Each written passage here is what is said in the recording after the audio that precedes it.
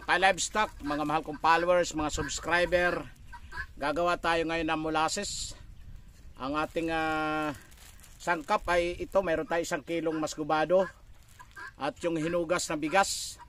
Yan ang gagawin natin.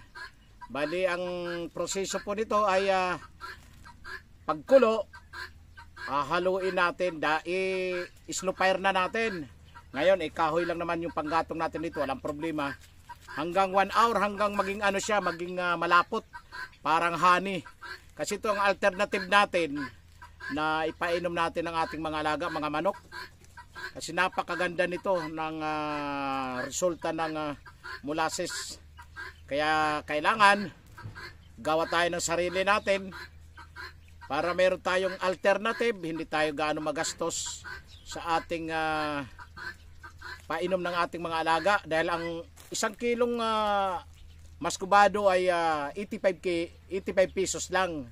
Tapos yung ano natin, hinugas na bigas, yun lang ang isasabaw natin para gumawa tayo ng molasses.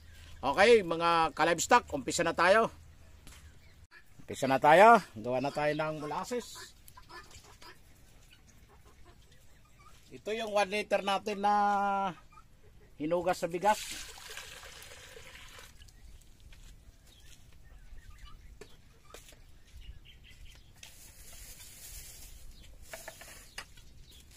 Ito naman yung molasses, masgubado. Pag nagawa natin molasses na ito, masgubado, 1 kilo. 1 kilo na masgubado.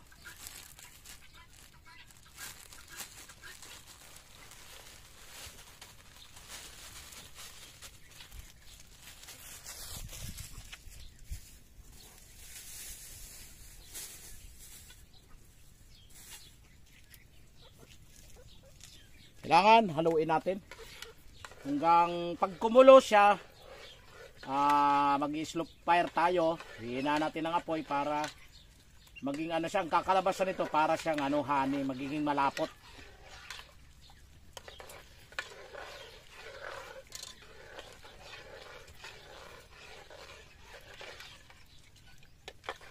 Kailangan malusaw natin, may buo-buo, hindi first class na na masgubado yung natin nabili. Pang lang natin talaga para makatipid, alternative ng natin. Painom, pwede rin natin ihalo sa pakain.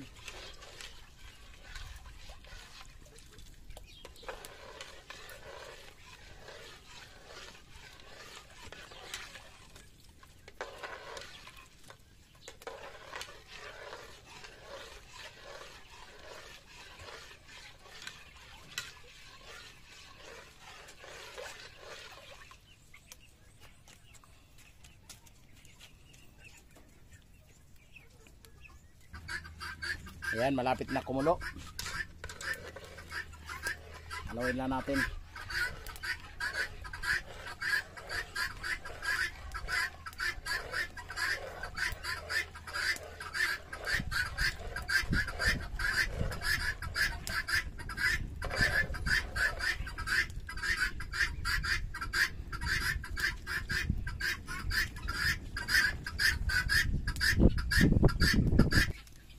Ayan, kumukulo na. Ihinaan na natin ang apoy ito. Ihinaan na natin ang apoy. Para alalay na lang. 1 hour hanggang lumapot siya.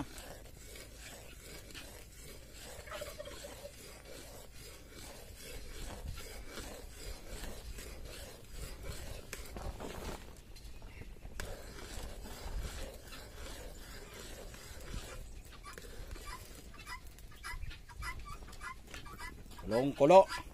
Yan, hininaan na natin ang apoy yan.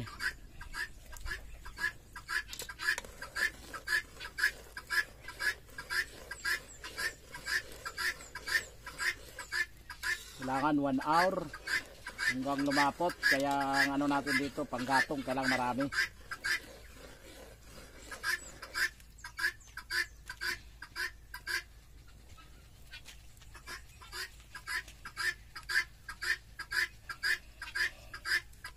Yan, tuloy-tuloy lang dapat yung kulo. yung alalay na yung ano natin, apoy natin.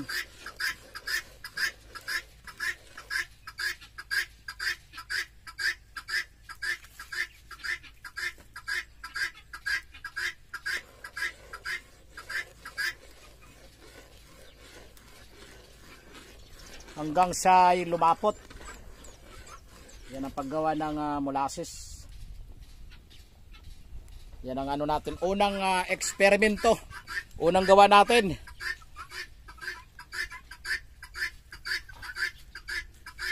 Para makatipid tayo ng ano natin, nahalo natin sa pagpainom para mas maganda itong kan.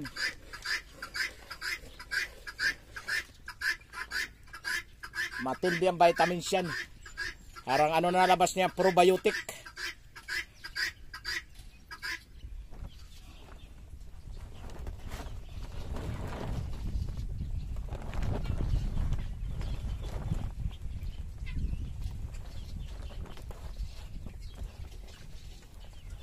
Yan, dandan lang ang apoy, tuloy-tuloy yung kulo. Tapos halo natin.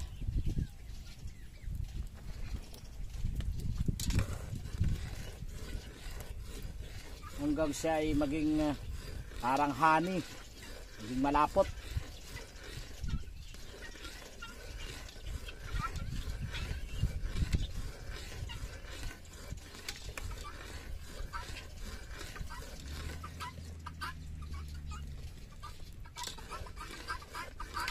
Minutes pa lang, kaya matagal pa to.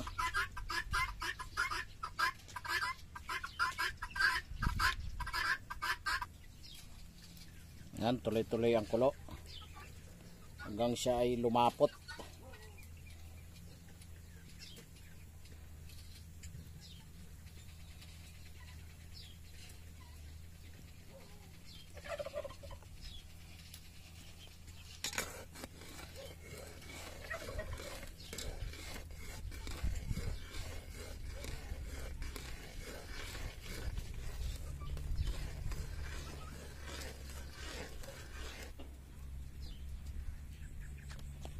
Yan ang maririnig lang natin, yung ganiya, maingay.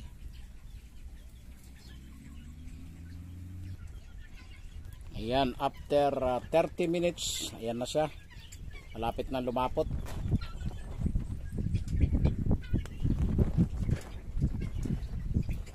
Malapit nang lumapot ang ating ginagawang molasses.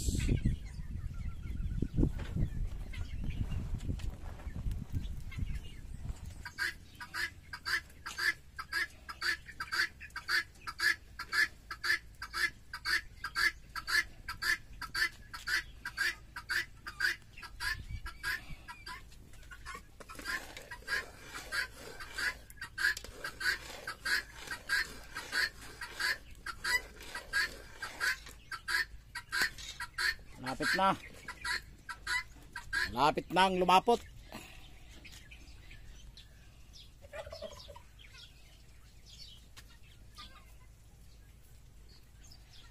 Haluin natin. Ayan na.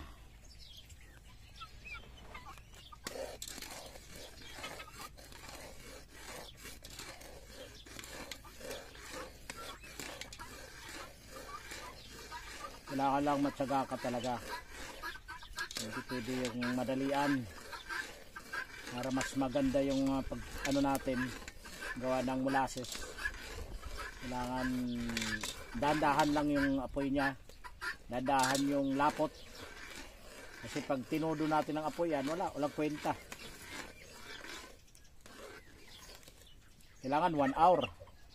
1 hour yung ano niya talaga.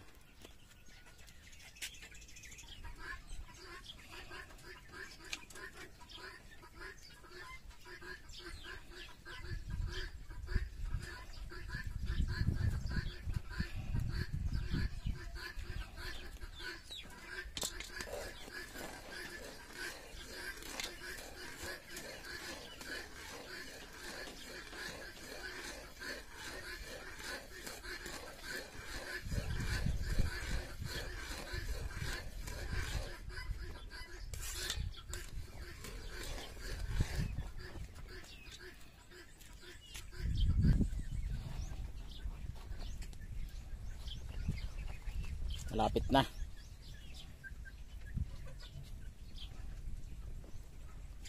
Nasa ano na siya, 40 minutes na.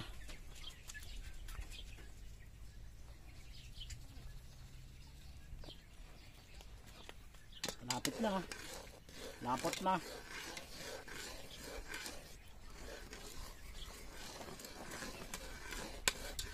"15 minutes na lang to. 1 hour.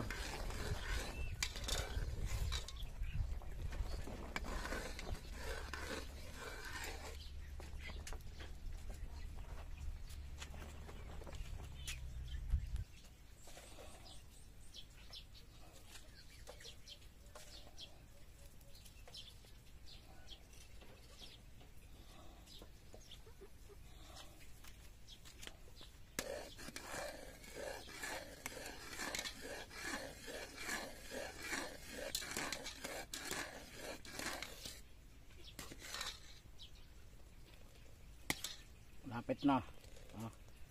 Lapit ng lapot.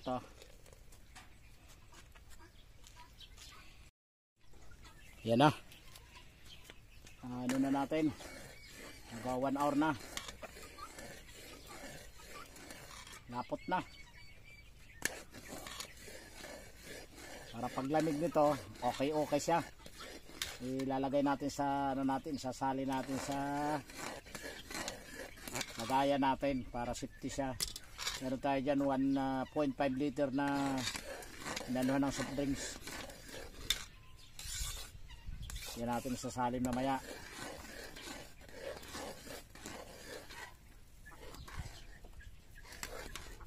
Dulo ng ano ko dito, alaga. Gusto sumunod na.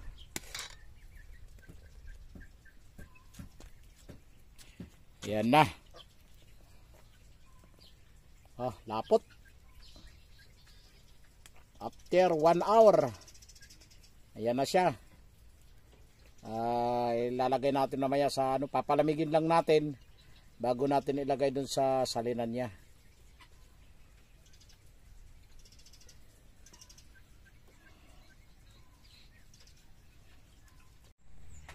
Ayan ang ating finished product. Kalahating litro na lang ang natira. Ano yun, 1 kilo tapos 1 liter na hinugas na bigas. Ngayon ito na lang ang natira natin. Ito yung finished product. Yun ang molasses na natin nagawa. Bali matipid naman yan kasi isang kutsara lang, 1 liter na tubig lalagyan mo ng isang kutsara na molasses. Ang painom nila yan.